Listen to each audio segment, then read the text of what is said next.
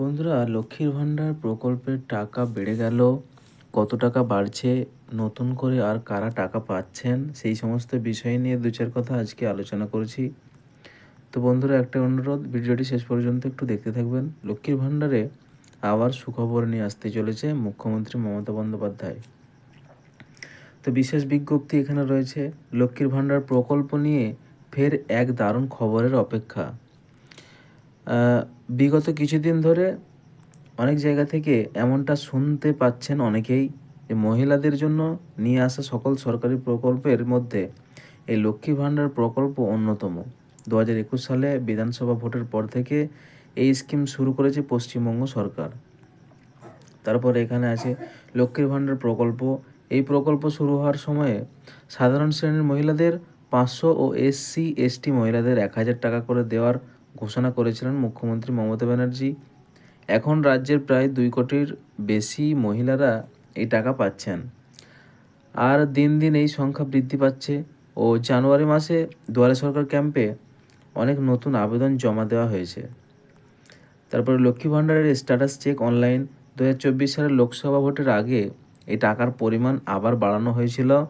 আর এখন সাধারণ শ্রেণীর মহিলাদের 1000 টাকা ও SC/ST মহিলাদের 1200 টাকা করে দেওয়া হয়েছে।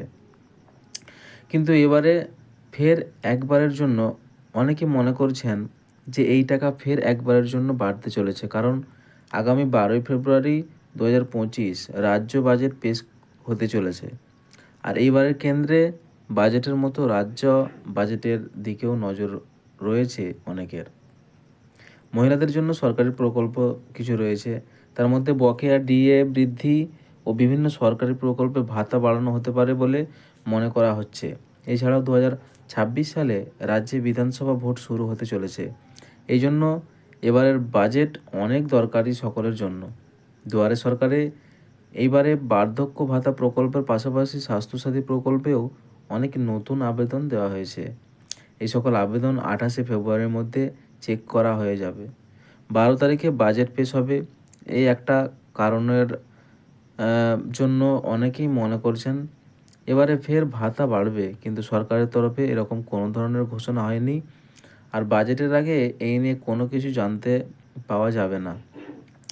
সেজন্য সরকারের কোনো কিছু না জানানো পর্যন্ত সকলকে অনেকটাই অপেক্ষা করতে হবে। তো যাই হোক বন্ধুরা, আজকে এই পর্যন্তই। আবারও দেখা হবে নতুন কিছু বিজ্ঞপ্তি নিয়ে।